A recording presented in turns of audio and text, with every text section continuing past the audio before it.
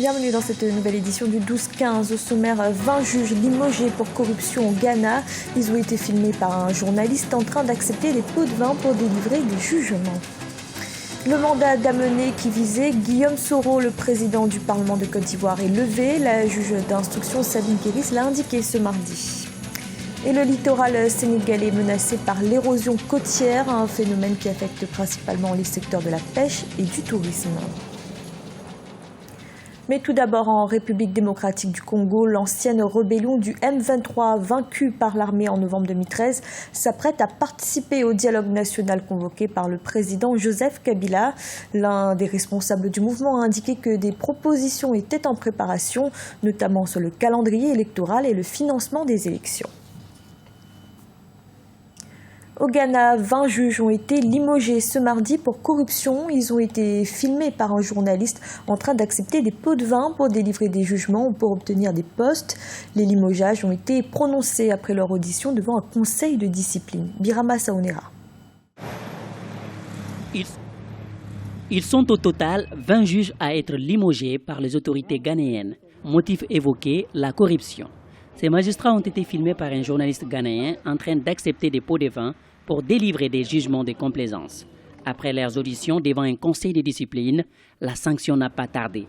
Ils ont été radiés de la magistrature. Je crois que les autorités ghanéennes qui, après avoir réussi à asseoir une bonne démocratie, doivent donner quand même des gages, des signes de bonne volonté, non seulement aux partenaires de développement, mais aussi à leur population. Je crois que s'ils parviennent à prendre la main dans le sac ces juges en train d'accepter des pots de vin, de les montrer en exemple et surtout de les sanctionner, je crois que cela ne peut qu'aller dans le sens d'une bonne gouvernance. Mais que la volonté soit sincère. C'est-à-dire qu'il ne faut pas seulement que cela se résume à un effet d'annonce.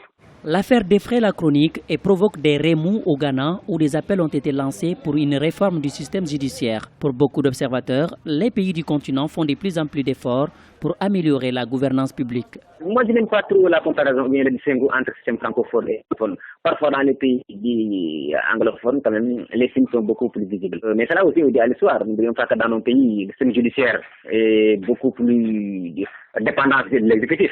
Donc, en réalité, dans la common law britannique, comme on dit, le système judiciaire est quand même un peu plus indépendant. Il y a moins de centralisme, de contrôle de l'exécutif. Au Ghana, 12 autres magistrats de la Cour d'appel sont visés par les investigations. Une vaste enquête est lancée pour voir si d'autres responsables sont impliqués dans cette affaire de pots de vin. Une chose est sûre, les autorités sont aujourd'hui en position de combat afin de venir à bout du phénomène de corruption dans le système judiciaire ghanéen.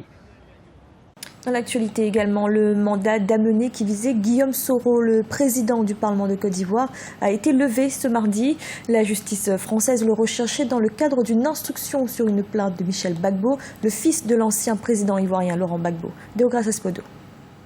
Suite à la protestation des autorités ivoiriennes en réponse au mandat d'amener émis contre Guillaume Soro, l'actuel président de l'Assemblée nationale ivoirienne, la justice française fait volte-face. La juge d'instruction, auteur du mandat, a reconnu mardi 8 décembre 2015 que Guillaume Soro était l'un des représentants officiels de la Côte d'Ivoire à la conférence de Paris sur le climat et qu'il bénéficiait du statut diplomatique. La Côte d'Ivoire estime que le mandat d'amener qui a été émis par le juge d'instruction, vice-présidente du tribunal de grande instance, Mme Kéry Sabine, viole totalement, premièrement, les coutumes et la pratique diplomatique, viole également le traité de coopération, les accords de coopération qui unissent nos pays depuis 1961 en matière judiciaire, ainsi que les traités internationaux auxquels nous sommes tous soumis. L'État de Côte d'Ivoire avait adressé un courrier de protestation fustigeant la procédure enclenchée contre l'ancien Premier ministre Guillaume Soro. Il estime que celle-ci est une violation des accords de coopération judiciaire entre les deux pays. L'officiel ivoirien jouit d'une totale immunité en raison de son statut et donc dans ces conditions, aucun mandat ne devrait être émis à son encontre. Le séjour du président de l'Assemblée nationale se fait sous mandat de représentation émis par le président de la République. Aucun mandat ne peut être émis à son encontre. Nous, notre objectif, c'est de faire en sorte que le respect mutuel existe et que nous puissions respecter les pratiques et les textes qui nous lient Depuis plusieurs mois, la justice française a manifesté son souhait d'entendre le président de l'Assemblée nationale ivoirienne dans le cadre d'une plainte déposée par Michel Gbagbo, le fils de l'ancien président ivoirien Laurent Gbagbo. Pour les avocats de Guillaume Soro, ce dernier va porter plainte à son tour pour dénonciation calomnieuse. Au Burkina Faso, alors qu'il doit prochainement remettre le pouvoir au nouveau président élu Roch-Marc Kaboré, le président de la transition Michel Kafando a procédé ce mardi au lancement des travaux de la commission pour la réforme des forces armées nationales, une réforme militaire avec en toile de fond la dépolitisation de l'institution.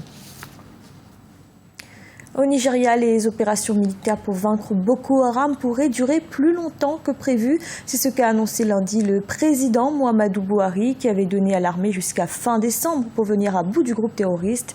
Alors qu'il ne reste que 3 semaines avant la fin de ce délai, les attaques de Boko Haram continuent sans faiblir dans le pays. Au Sénégal, le littoral est menacé par l'érosion côtière, un phénomène qui affecte principalement les secteurs de la pêche et du tourisme.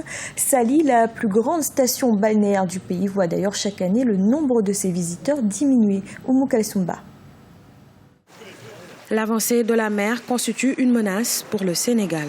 L'érosion côtière a été reconnue comme l'un des 4 risques naturels majeurs qui affectent le pays. Les côtes sénégalaises s'étendent sur 700 km et sont à 90% des côtes basses. Les 2 tiers de la population sénégalaise vivent le long du littoral et chaque année, la mer avance de 1 à 1,33 mètres. Il y a des causes qui sont naturelles, dont la plus évoquée actuellement, c'est la remontée du niveau marin. Il y a aussi le fait qu'on aménage mal, en général, les côtes. C'est-à-dire qu'il y a des dunes qui sont exploitées abusivement, il y a des maisons qui sont construites là où il ne fallait pas, ou bien sans respecter les normes. Donc, en gros, on peut dire que c'est l'interaction entre la nature qui s'exprime naturellement et l'homme qui ne respecte pas la nature. L'érosion côtière représente un frein à la croissance économique du Sénégal. Ce phénomène naturel menace 220 000 emplois directs et 600 000 emplois indirects du secteur de la pêche, sans compter ceux du tourisme. Sali, la plus grande station balnéaire du Sénégal, située à Mbour, voit chaque année le nombre de ses touristes diminuer. Ah mais c'est clair, hein, tu sais, quand tu parles de station balnéaire, donc c'est quoi, la plage, le soleil et tout. Mais quand tu viens ici et que tu n'as pas de plage, c'est décourageant. Donc le peu de clients qui nous restent et qui reviennent, ils reviennent par fidélité. L'extraction illégale du sable marin et la construction anarchique sur le littoral aggravent le phénomène de l'érosion côtière. Les villes de Saint-Louis, Toubab Dialaw, Rufisque, Bargny sont les plus affectées par ces pratiques qui favorisent l'avancée de la mer. C'était le journal de la rédaction. Merci de l'avoir suivi. Retrouvez dans un instant une nouvelle édition de l'information.